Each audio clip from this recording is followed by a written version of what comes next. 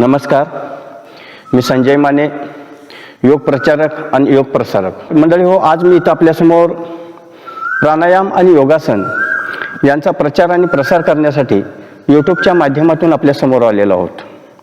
मंडळी हो, आज मी इथं आपल्यासमोर कपालभाती क्रमांक 4 हा इथं आपल्यासमोर घेऊन आलेलो आहोत.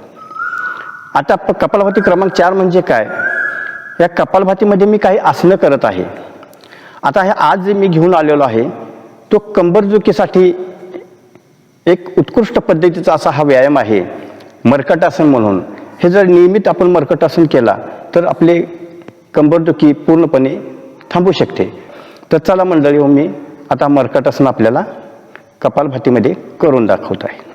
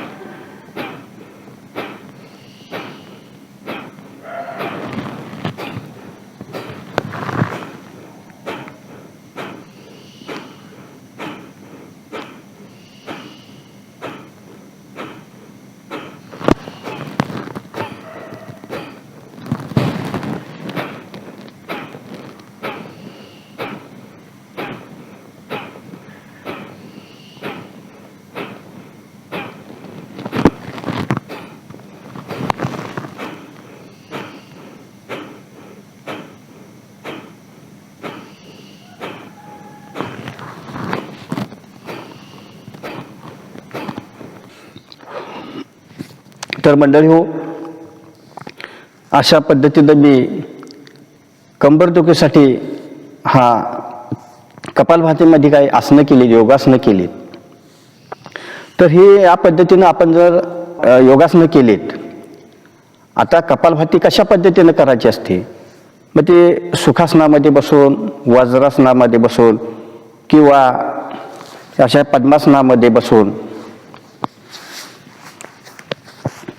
अशा पद्मासनामध्ये बसून किंवा ज्याचं अतिरिक्त वजन असेल त्यांनी खुर्चीमध्ये बसून जरी केला तरी चांगल्या प्रकारे त्याचा तो लाभ मिळतो आहे. पण ह्या कपालभाती अशा पद्धतीने लाभ मिळतो, पण ह्यामध्ये जर आपण एक्सपर्ट झाला कपालभातीमध्ये तर आपला वेळ वाचवण्यासाठी मग हे योगासनं ही कपालभातीमध्ये मगच आपण करू शकता. पण मंडळी हे करण्यापूर्वी आधी आपण कपालभाती ही पूर्णपणे असं कोणत्याही एका आसनामध्ये बसून पूर्णपणे कपालभाती शिकून घ्या. तर मंडळी या पद्धतीनं आपण नियमित जर कपालभाती प्राणायाम योगासनं करू लागलात, रोज तास 1.5 तास प्राणायाम योगासनं करू लागलात तर पूर्ण आपलं शरीर निरोगी पण राहील. आणि या पद्धतीनं जर आपण मरकटासन करू लागला तर पूर्ण आपली कंबरदुखी पूर्णपणे नाहीसे होईल.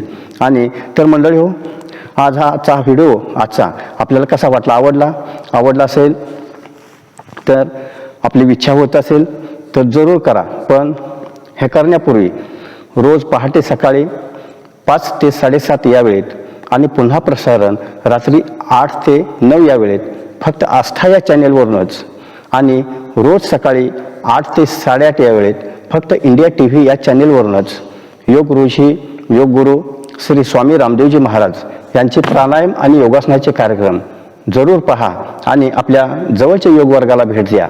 योग गुरु, योग शिक्षक, योगतज्ञ यांच्या मार्गदर्शनाखाली प्राणायाम योगासने शिकून घ्या आणि मगच हा कपालभाती प्राणायाम आणि योगासने करा आणि पूर्ण आजारमुक्त आणि रोगमुक्त होऊन सुखी समाधानी आनंद राहा आणि आपल्या घरच्या मंडळींनाही सुख समाधान आनंद द्या आणि आपला भारत देश आपण सर्वांनी मिळून सुखी समृद्धी शक्तिशाली तसेच महाशक्तिशाली बनवूया. तर मंडळी, माझे आणखीन असे नवीन व्हिडिओ पाहण्यासाठी माझ्या चॅनलला सबस्क्राईब करा, लाईक करा आणि शेअर करा. धन्यवाद.